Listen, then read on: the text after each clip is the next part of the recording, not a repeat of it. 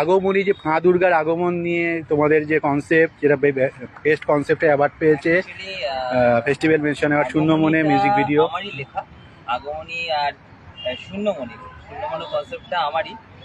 ঠিক আছে, অয়নদাকে দিয়ে কাজ করেছিলাম, ডিওপিটা করেছিলাম, আমার প্রোডাকশনেরই কাজ। গল্পটা খুব ভালো ছিল। আগমনীর কনসেপ্টটা কিছু তো